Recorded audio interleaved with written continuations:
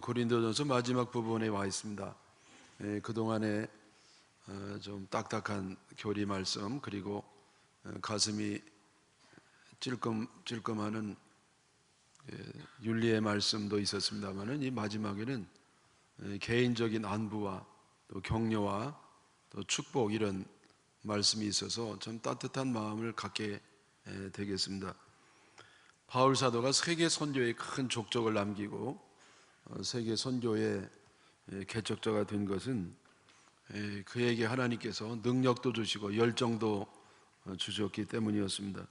그러나 그뿐만 아니라 바울 사도를 도왔던 많은 알게 모르게 충성했던 일꾼들이 있었기 때문이었습니다. 그 가운데 디모데라고 하는 사람이 바울의 특별한 사랑을 받고 총애를 입었습니다. 디모데전서 1장 2절에 보면 믿음 안에서 참 아들 된 디모데에게 편지한다. 바울 사도는 결혼을 안 했기 때문에 아들이 없었습니다만은 디모데를 믿음 안에서 참 아들이라고 할 정도로 그렇게 신임이 두꺼웠던 영적인 가족이었습니다. 또 이 바울 사도의 편지, 하나님의 말씀을 교회에 전달해 주기도 하고 아주 중대한 심부름도 했던 그런 목회자로 볼 수 있겠습니다. 디모데의 아버지는 헬라인입니다. 이것이 하나의 걸림돌이 될 수도 있겠습니다만은, 그러나 바울 사도는 일체 거기에 대해서 차별대로 한다든지 편견을 갖지 아니하고 누구보다도 더 사랑하고 귀하게 사용하신 걸 알 수가 있겠습니다. 그 디모데의 믿음은 외가 쪽의 믿음을 이어받아서 그렇게 아름다운 믿음의 일꾼이 된 겁니다. 디모데후서 1장 5절에 보면 이 믿음은 먼저 외조모 르오이스와 내 어머니 유니게 속에 있더니 내 속에도 있는 줄 확신하노라. 바울 사도가 디모데에게 말씀했습니다.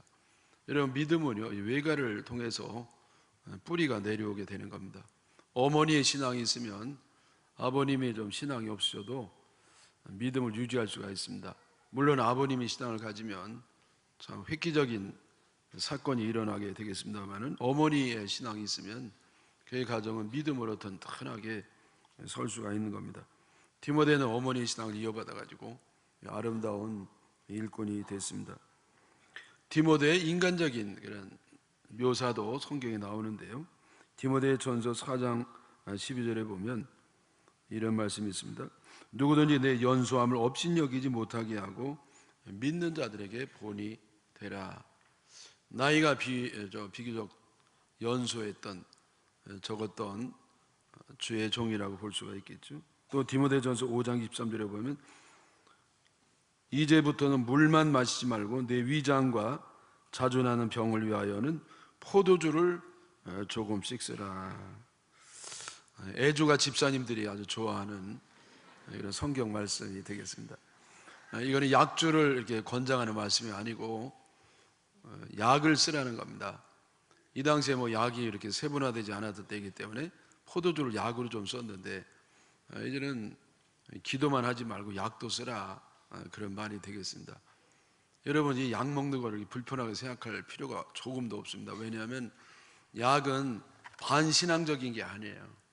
의술의 힘을 얻는다든지 약사의 도움을 받는 것은 하나님이 숨겨놓은 많은 치료의 약재라든지 또 지혜들을 잘 연구해서 도움을 주는 것이기 때문에, 하나님의 은혜로 쓰는 것이기 때문에 조금도 이 꺼리낄 필요가 없겠습니다.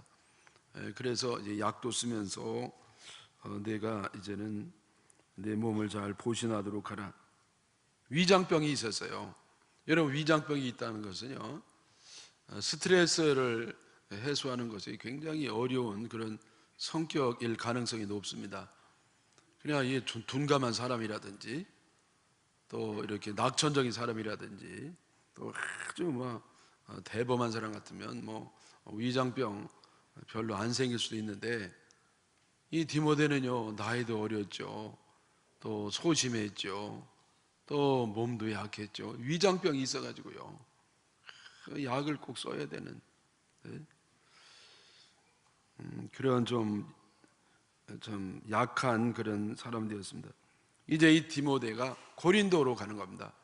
고린도로 가야 되는데, 바울 사도는 참 걱정이 되는 겁니다. 왜냐하면 고린도는요, 어떤 교회보다도 아주 터프한 교회, 거치는 교회였습니다.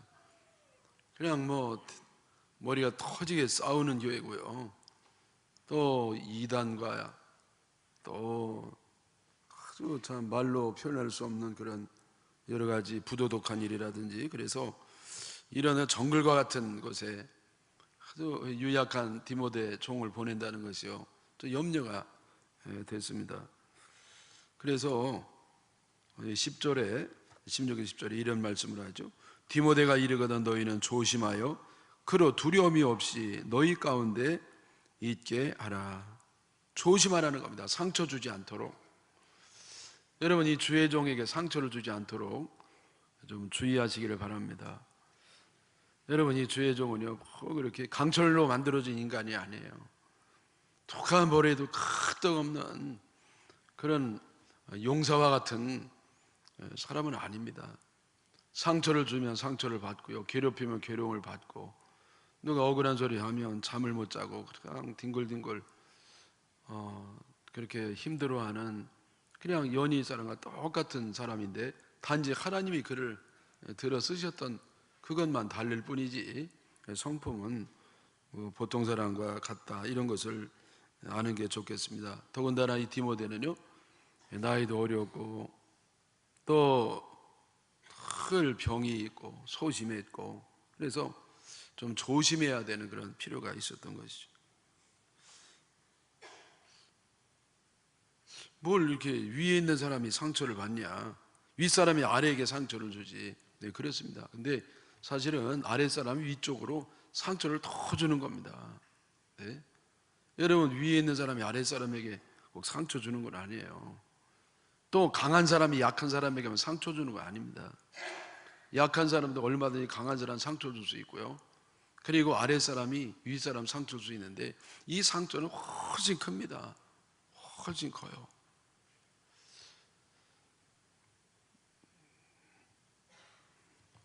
제가 종종 말씀드립니다만, 우리 아버님이 이제 약주를 좋아하시고 주사도 있으시고 그러신데, 그러나 이 가정 교육은요, 얼마나 엄격하신지 몰라요. 너무 무서웠습니다. 우리 아버님은요, 그냥 제가 보기만 해도 막 몸이 떨릴 정도로 그렇게 엄격한 분이었어요. 그 앞에서는요, 그냥 무릎을 꿇고 나가야 되고, 또 뒷모습 보이면 안 돼요. 이렇게 뒷걸음을 쳐가지고 조심해서 문을 여닫고야 돼요. 그 아버님은요, 이렇게 똑바로 쳐다보면 큰일 납니다. 예. 그 쳐다보는 것도 상상도 못해요. 말대꾸, 여러분, 그거는요, 있을 수 없는 겁니다. 그래서 제가 이렇게 아주 엄격하게 두려움을 가지고 성장을 했습니다. 어떤 데 약주 잡수가 막 혼내키고 그러시면은요, 아직도 왜 혼났는지 이유를 모르는 혼나기 너무 많아요. 그 정도로 막 이렇게 아버님이 막 강력하게 무섭게 두렵게 키우셨거든요. 그래서 저는 아버님이 두려울 뿐만 아니라 또 아주 싫기도 했어요.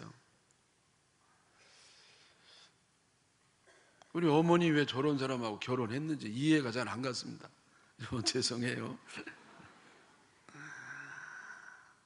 근데 제가 목회를 하다 보니까요, 이게 영향이 좀 있던 것 같습니다.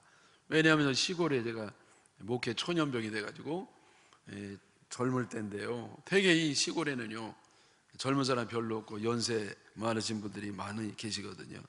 그래서 장로님이라든지 권사님들 보면 연세가 많으십니다. 그리고 그 가운데 특별히 아주 강하시고 완고하시고, 정말 이 두렵고 특별히 막 맞지 않는 소리를 세게 얘기하고, 이런 분들 보면은요, 아주 저는 이 감당을 못 하겠어요. 얼마나 두려운지. 아버님하고 아마 오버랩이 되는 것 같습니다. 네? 그래서 아주 뭐 싫고 뭐 그랬는데, 특별히 제가 시골에서는요, 주로 이제 이 어른들 시키지 않고 제가 웬만하면 제가 다 했습니다. 관리부장이 있긴 있습니다만은요, 그 할아버지, 우리 아버지 뻘 되는 걸 어떻게 시키겠어요. 그 제가 다 하는 거죠. 그랬더니 나중에 무슨 소리 듣냐면은 독재한다고. 여러분, 이 독재가 아니, 저같이 생긴 사람 무슨 독재입니까? 네? 이게 딴 뜻이 아닙니다. 죄송해가지고 다 이렇게 하다 보니까 본의 아니게 독재가가 됐는데, 여러분, 그래서 저는요, 연세 많고 이런 사람이 참 두렵고, 그랬습니다. 한 번은 기도하는데 주님이요, 그 기뻐하지 않으셨나 봐요. 두려워하지 말라는 겁니다. 왜 두려워하냐 말이에요. 하나님의 종이 강하고 담대해야 리더십을 발휘하고 목회를 제대로 할 수 있는데, 그래서 쉽지는 않았습니다만은 하나님 특별한 은혜로 극복을 하고 목회를 조금 하는 겁니다. 물론 소심한 건 여전히 소심하고 그렇습니다만은 두려움을 좀 극복할 수 있도록 주님께서 역사를 해 주셨습니다. 여러분, 그래서 하여튼 목회자들이 참 두려워하지 않도록 잘 이렇게 조심해서 대해 주시기를 축원합니다. 또 여러분이 11절에도 이어지는 말씀인데요, 그러므로 누구든지 그를 멸시하지 말고 평안히 보내어 내게로 오게 하라. 멸시하지 말라는 겁니다. 나이가 어리다고, 몸이 약하다고, 마음이 좀 약하다고 멸시하지 말라. 여러분, 리더는요 참 이 강해야 됩니다. 리더는 사자가 돼야 돼요. 근데 리더가 양이 되면은요 늑대가 잡아먹어요. 그래서 여러분, 리더는요 정말 이제 강해야 됩니다. 강하라니까 뭐 쓸데없이 큰 소리 팍팍 다니고 힘주고 다니라는 게 아니라 이 속에 정말 성령의 충만함이 있고 믿음의 담대함이 있어야 감당할 수가 있는 줄 믿습니다. 근데 이 디모데는요 이렇게 언뜻 보면요 약하지요. 네? 저 유약하지요. 나이도 어리죠. 그러니까 멸시를 받을 만한 상태였습니다. 그래서 이 바울 사도가 누구든지 그를 멸시하지 마라. 이 디모데를 좀 멸시하지 마라. 멸시하지 말고 존중하라는 겁니다. 네? 왜 존중해야 되느냐? 하나님이 그를 세웠으니까.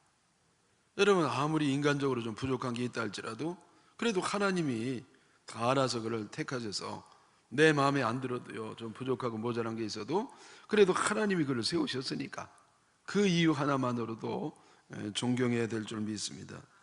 또 존경해야 되는 이유는 뭐냐면은 말씀을 맡았기 때문에, 말씀을 맡은 사람은 정말 존중해야 내가 은혜를 받는 겁니다. 여러분, 이 말씀을 전하는 자와 말씀과 이 구별이 안 됩니다. 말씀 전하는 자가 마음에 안 들면은요 존경이 안 되면 말씀의 은혜가 안 되는 법입니다. 그래서 여러분, 내게 유익이 되기 위해서라도 존중할 만하지 못해도 멸시하지 말고 존중하라는 겁니다. 여러분, 우리 교인들이 저같이 부족한 사람을 늘 존중하고 그래서 여태까지 잘 지냈습니다. 계속해서 그와 같은 마음을 유지하시기를 축원합니다. 이어지는 말씀은 아볼로에 관련된 말씀입니다. 아볼로에 관련된 말씀은 사도행전 18장 24절 이하에 나오는데요, 여기 24절에 이런 말씀이 있어요. 알렉산드리아에서 난 아볼로라 하는 유대인이 에베소에 이르니 이 사람은 언변이 좋고 성경에 능통한 자라. 알렉산드리아는 당시 세계 3대 도시 가운데 하나고요, 학문으로 유명했던 도시였습니다. 그래서 이 아볼로가 거기서 난 유대인 교포인데, 디아스포라. 근데 이 양반이요 아주 그래서 지성파 목사님이 된 겁니다.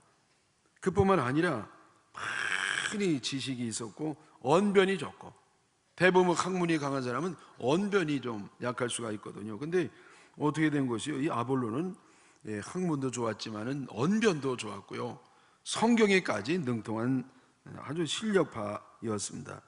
근데 여러분, 여기 26절에 이어지는 사도행전 18장 26절에 보면 또 이런 얘기도 있습니다. 그가 회당에서 담대히 말하기 시작하거늘 브리스길라와 아굴라가 듣고 데려다가 하나님의 도를 더 정확하게 풀어 이르더라. 브리스길라와 아굴라는요 천막업을 하는 바울의 동역자였었는데, 이 아볼로의 설교를 가만히 듣고 보니까 좀 부족한 게 있단 말이에요. 그게 뭐냐면 하나님의 도인데, 이 도는 바로 복음입니다. 복음. 예수 그리스도의 보혈의 은총을 통해서 구원받는다고는 아주 이 성경적인 핵심, 여기에 대한 것이 조금 미흡한 겁니다. 그래서 이 아굴라와 브리스길라가요, 그 아볼로를 좀 개인적으로 만나가지고 이 성경을 이렇게 잘 그 복음에 대해서 가르치는 겁니다. 여러분 요즘으로 얘기하면은요, 사업하는 집사님 가정에서 새로운 목사님을 데려다가 이제 복음을 이렇게 가르쳐 주는 겁니다.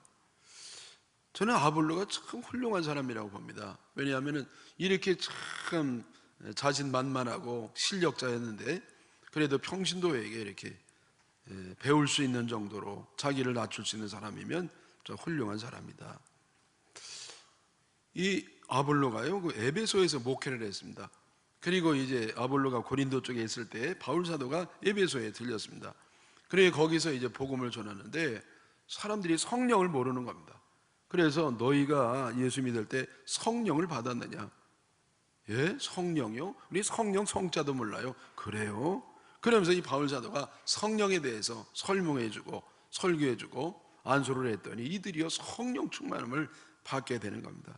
그래서 이 아볼로는요 실력은 있었습니다. 두 가지가 약했는데 하나는 복음에 대해서 조금 약했고 또 하나는 성령에 대해 약했는데 복음은 아굴라 브리스길라가 보충해 주었고 그리고 이 성령에 대해서는 바울 사도가 보충해 주어 가지고 합력해서 선을 이루게 된 줄 믿습니다.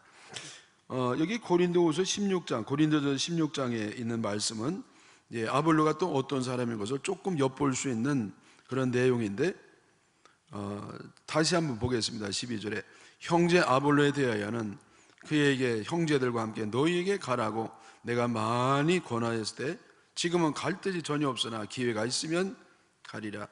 갈 뜻이 없다는 것은요 아볼로가 일부러 뭐 거역하고 거기에 대해서 마음에 안 들어하는 그런 거 아니고요, 기회가 없다, 너무 이 바쁘고 상황이 갈 형편이 안 된다는 겁니다. 근데 바울이 볼 때는 지금은 전혀 갈 기회가 없지만은 그러나 기회가 있으면 아볼로는 가는 사람이다. 그러니까 너희들 갈 테니까 잘 준비하고 있으라, 그런 말이 되겠습니다. 한마디로 여러분 우리가 아볼로를 통해서 배우는 건 뭐냐면은 자기를 내려놓는 겁니다. 자기를 비우는 거. 아볼로는요 실력이 있고 능력이 있었지만은 이렇게 자기가 가르쳐야 마땅한 사람에게 배울 정도로 그 보완하는 것을 기쁘게 여길 정도로, 그래서 자기를 이렇게 자존심을 내려놓는 사람이었다고 보여집니다. 여러분 우리 신앙의 출발점이 뭐냐면 자존심을 내려놓는 겁니다. 신앙은 내가 갖고 있는 걸 그대로, 나는 변화가 하나도 없고 여기 보태가는 과정이 아니라 먼저 나를 부인하고 나를 내려놓는 겁니다. 그 나를 내려놓는 가운데 자존심을 내려놔야 돼요. 이 자존심 때문에 우리는 제대로 신앙 궤도 안으로 들어갈 수가 없는 겁니다. 우리는 자기를 부인한 다음에 비로소 주님께로 향해 갈 수가 있습니다.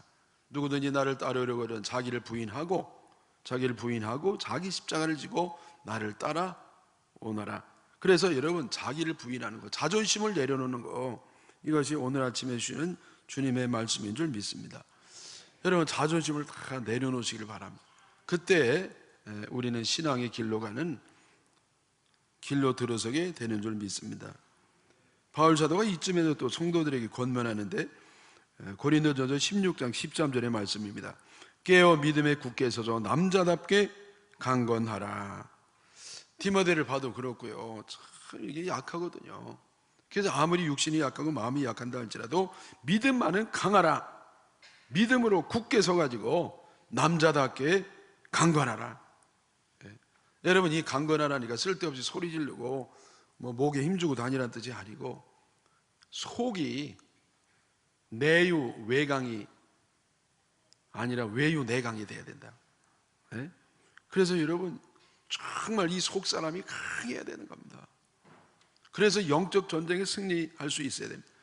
여러분 옛날에는요 그냥 자연스럽게 이렇게 있어도 자기 착함을 유지하고 살 수 있었는데 요즘은 가만히 있어가 착함 유지가 안 돼요. 왜? 얼마나 세상이 악해졌는지. 큰 공격을 당하고요, 비난을 하고 비판을 하고, 뭐 여러분 이게 얼마나 어려운지 몰라요. 그래서 이 젊은 사람들은요 이렇게 신앙생활하고 좀 이렇게 봉사도 하고 그러다가 하도 악한 사람들이 공격을 하니까요, 뭐 내가 뭐 이런 욕 먹어가면서 할 게 뭐가 있어? 내가 뭐 시간이 사는 줄 알아? 내가 뭐 이거 한다고 돈이 생겨, 떡이 생겨, 밥이 생겨? 야, 하나님 사랑하는 마음으로 내가 좀 맘먹고 하는 건데, 아니 이렇게 해가지고서 어떻게 하냐 말이죠.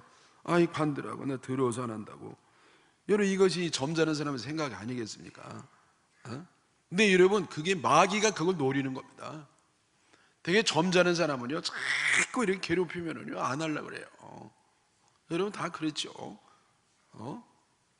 근데 여러분, 이게 그만두면 안 돼. 그게 바로 마귀가 노리는 겁니다. 그럴수록 우리는 믿음을 굳게 해가지고 남자같이 강건해야 될 줄 믿습니다. 네? 여러분, 믿음을 포기할 그런 마음이 생기면은요, 이 말씀을 기억해야 돼요. 믿음에 굳게 서라는 겁니다. 믿음은요, 뚫고 나가는 겁니다. 장애가 있을 때 도망가는 게 아니고요, 회피하는 게 아니고, 이거는 믿음으로 뚫고 나가가지고 결국 하나님의 뜻을 이뤄내는 것, 그것이 우리의 승리하는 믿음인 줄 믿습니다. 또 여기 14절에는 너희 모든 일을 사랑으로 행하라. 우리가 무슨 일을 할 때 사랑을 동기를 가지고 하라는 겁니다. 사랑의 동기를 가지고. 미워가지고 하는 거 그거 안 되는 겁니다. 더 이상 못 참아가지고 그거 안 돼요. 그게 되지 않습니다. 사랑으로 한 것만 열매를 맺는 줄 믿습니다. 미움으로 하는 것은요, 관계만 깨지는 겁니다. 원하는 대로 되질 않아요. 상대가 있기 때문에. 여러분, 사랑이 아니면 안 하는 게 나아요. 그게 지혜입니다. 그리고 그것이 믿음입니다. 여러분, 예배 끝나고 뭔가 하려고 하는데 그게 사랑 때문에 하려고 하는 것인지, 아니면 내 승질이 못 돼가지고 못 참아가지고 하려고 하는 건지, 그러면 여러분, 못 참아 하는 건 중지하시기를 바랍니다. 오직 사랑으로 하는 것만 열매를 맺는 줄 꼭 믿으시기를 바랍니다. 그 다음에 여기 또 등장하는 인물이 누구냐면은 스데바나예요. 15절에 형제들아, 스데바나의 집은 곧 아가야의 첫 열매요 또 성도 섬기기로 작정한 줄을 너희가 아는지라. 스데바나는요, 아가야 그 도성의 첫 번째 성도였습니다. 그래서 이 교회에서 제일 먼저 됐고 오래됐고, 이런 사람은 섬김을 받아야 되는데, 이 스데바나는요 섬기기로 작정했다. 늘 섬기는 마음을 변치 않는 그런 사람이었습니다. 여러분, 그래서 우리가 이 스데바나를 통해서 배우는 건 뭐냐면은 섬기는 마음입니다. 교회가 나를 뭐 해준 게 있어? 그런 마음을 갖는 게 아니라, 내가 교회에 해준 게 뭐가 있나? 네? 목사님이 나에게 해준 게 뭐가 있나? 그게 아니라, 내가 목사님 위해서 뭘 해준 게 있나? 장로님이 나에게 뭐 해준 게 있나가 아니라, 내가 장로님이 뭐 해준 게 있나? 내가 셀장님이 나에게 해준 게 뭐 있냐? 그런 마음이 아니라, 내가 셀장님을 위해서 한 게 뭐가 있나? 이게 섬기는 마음입니다. 여러분, 이 도산 안창호 선생은요 5강을 잘 닦았다 그래요. 또 조만식 선생은요 그 교회에서 신발을 정리하는 그런 일을 도맡아서 했답니다. 여러분, 민족의 지도자들이요, 존경받는 사람이요, 위대한 인물들인데요, 이들이 교회에서는요 가장 낮은 자세에서 남이 하기 싫은 일을 먼저 하고 계속해서 하고, 이름도 없이 입도 없이 핏도 없이 봉사하면서 이렇게 남을 섬기는 마음을 가졌기 때문에 하나님이 그들을 높여준 줄 믿습니다. 사람들은요 이 자존심 때문에 자꾸 섬김을 받으려고 그래요. 근데 우리가 오늘 스데반을 통해서 배우는 것은 섬기는 마음, 섬기는 마음. 어디 가든지 섬기는 마음을 갖기를 바랍니다. 늘 섬김 받으려고 하면은요 늘 화가 나고요, 늘 서운한 겁니다. 근데 내가 섬기려고 하면 늘 감사하고 늘 행복하고 하나님이 더 귀하게 사용함을 믿습니다. 또 여러분, 여기 16절에 보면은요, 이 같은 사람들과 또 함께 일하며 수고하는 모든 사람에게 순종하라. 순종하라. 순종하라는 것도 중요한 명제입니다. 오늘날 여러분, 이 순종이라는 말씀이 굉장히 거부감을 주는 말씀이 되었습니다. 사람들이 다 나름대로 잘났고요, 자기 판단이 다 옳고, 배울 사람 없고 따를 사람도 없고, 네? 자기 판단이 절대적인 것이고 절대적 기준은 다 없어졌고요, 이런 시대에 살고 있습니다. 그래서 이 순종한다는 것은요, 이게 말도 안 되는 얘기가 됐어요. 옛날에 교회가 얼마나 모든 게 올라갔습니까? 인테리어도 좋죠. 성경 공부할 때도 많은 성경이 있고 프로그램도 많이 있고. 그런데 믿음은 옛날 사람보다 못합니다. 왜 그렇습니까? 저는 두 가지가 없다고 그러는데, 하나는 회개가 없어요. 울 줄을 몰라요. 자신의 죄 때문에 가슴을 치면서 우는 그것이 있어야 진정으로 웃으며 나올 수 있는데, 여러분 그게 없는 겁니다. 또 하나, 순종이 없는 겁니다. 순종이. 여러분, 순종이 없는 신앙은, 그거는 가짜 영성이에요. 언젠간 무너집니다. 왜? 자기 나름대로 하니까. 순종해도 골라 순종하고 나름대로 순종하니까요. 자기 위에 서 있는 신앙입니다. 여러분, 신앙은요, 겸손 위에 서 있어야지. 말씀에 서 있어야 되는데 자기 위에 서, 자기 감정 위에, 자기 판단 위에, 자기 경험 위에. 그러니까 반드시 언젠가 무너지게 되어 있습니다. 여러분, 오늘날 이 제자 훈련을 통해서 우리가 제자가 되고자 하는데, 이 제자 훈련 중에 제 생각에는 제일 중요한 요소가 뭐냐? 순종이라고 생각해요. 순종이 없기 때문에 여러분 10년 동안 제자 훈련하고도 제자가 안 되는 겁니다. 그러니까 자꾸 이 공부를 많이 해서 섭렵을 하고 머리는 커졌는데 신앙은 자라질 않는 겁니다. 순종이 아니고서는요, 우리가 진정으로 영성이 깊어질 수가 없습니다. 여러분, 순종하는 마음을 갖기를 바랍니다. 이 책, 여러분 10년 동안 내가 책을 떼고 제자훈련 했어도 내 마음에 안 드는 주님의 명령에 단 한 번 순종해보는 경험이 없으면 허구입니다. 제일 좋은 이 순종의 훈련이 뭐냐? 내 마음에 들지 아니한 하나님 뜻을 그냥 무턱대고 아멘하고 기쁨으로 묵종하면서 순종하는 거, 이것이 제일 최고의 제자 훈련이 되는 줄 믿습니다. 네. 그 다음에 또 소개되는 사람이 스데바나와 부드나도와 아가이고. 그래서 17절에 내가 스데바나와 부드나도와 아가이고가 온 것을 기뻐하노니 그들이 너희의 부족한 것을 채웠음이라. 여러분, 이 세 사람은 어떤 사람이냐? 바울 사도가 참 기뻐한 사람이죠. 예. 여러분, 이 성도들이 기뻐하고 사도들이 기뻐하는, 그리고 주님이 기뻐하는 우리들이 다 되기를 축원합니다. 이들은 왜 이렇게 사울 바도가 기뻐하는 사람이 됐느냐면, 너희의 부족한 것을 채웠음이라. 너희의 부족한 것을 채웠다는 겁니다. 부족한 것을. 여러분, 사랑이 뭐냐면요, 부족한 걸 채우는 겁니다. 일꾼이 뭐냐? 부족한 걸 채우는 겁니다. 교사가 부족합니다. 그러면 내가 좀 부족하지만 그래도 가서 교사해야 되겠다. 이게 이제 채우는 거죠. 기도가 좀 부족해요. 이게 기도들 안 하고. 여러분, 그게 채우는 게 아니죠. 말없이 셀원들 다 동원해가지고 기도해줘. 여러분, 그게 보충하는 겁니다. 성가대가 마음에 안 들어요. 그러니까 성가대가 왜 이렇게 레벨이 이렇게 저게 뭐야? 여러분, 이게 보충하는 게 아니에요. 말없이 성가대 잘한 사람이 가가지고 보충하는 거. 이것이 사랑이고 일꾼입니다. 네? 어떤 부족한 걸 볼 때 공격하고 비판하고 지적하는 게 아니라 내가 실제적으로 내 몸으로 행동으로 보충하는 거, 그것이 기뻐하시는, 하나님 기뻐하시는 일꾼인 줄 믿습니다. 18절에 그들이 나와 너희의 마음을 시원하게 하였으니 그러므로 너희는 이런 사람들을 알아주라. 마음을 답답하게 하는 사람이 있어요. 그런가 하면은요, 완전 시원하게 해줄 사람이 있어요.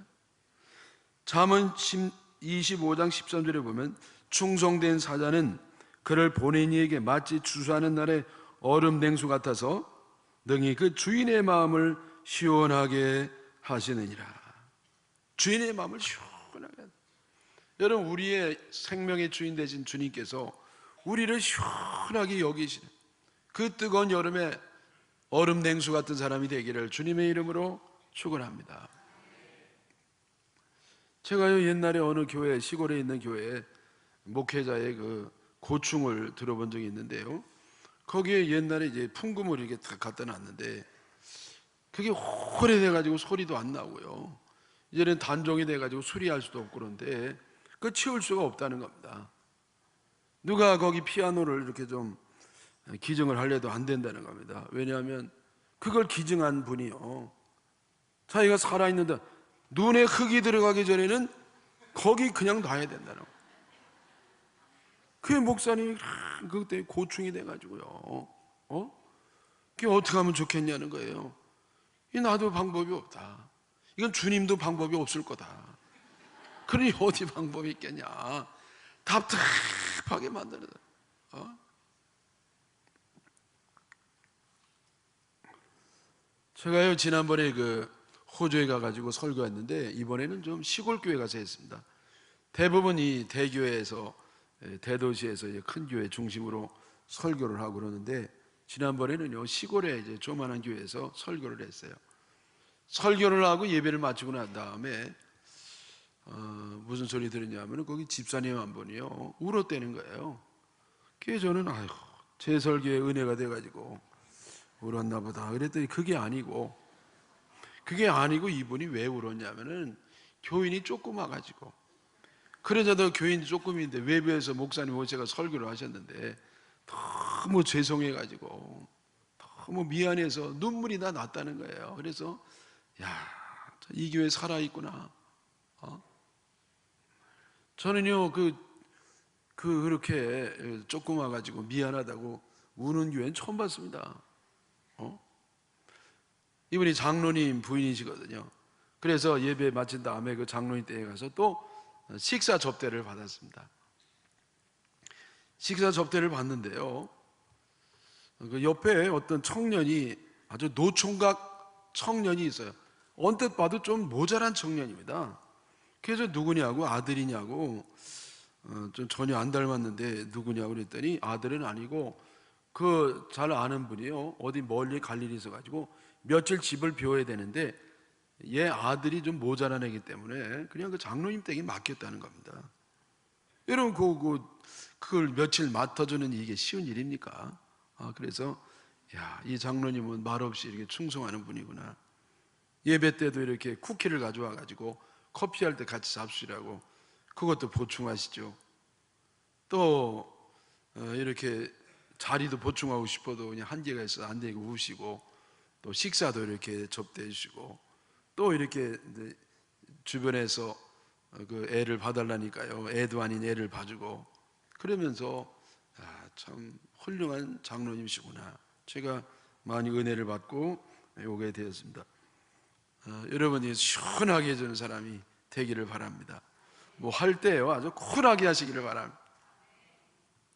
마지막으로 또 소개된 사람이 누구냐면은 바로 이제 아굴라와 브리스가입니다. 19절에 아시아의 교회들이 너희에게 문안하고 아굴라와 브리스가와 그 집에 있는 교회가 주 안에서 너희에게 간절히 문안한다. 아굴라 브리스가는 여러분 너무 이게 내용이 많기 때문에 말씀드리기 어렵습니다만, 한마디로 말씀드리면 바울에게 없어서는 안 될 일꾼들이었습니다. 이분들이 로마에 있다가 이렇게 고린도까지 내려와서 바울 사도를 적극적으로 돕는데, 천막업을 하면서 바울 사도도 맨 처음에 천막업을 하고 복음을 전하다가 나중에는 이 아굴라 브리스가가 생활을 전폭적으로 지원하기 때문에 나중에는 그렇게 자비령하지 아니하고 복음만 전하면 될 수 있을 정도로 된 겁니다.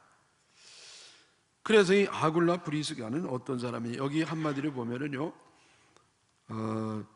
아굴라와 브리스가와 그 집에 있는 교회가 아굴라와 브리스가가 그 집을 교회로 내준 겁니다.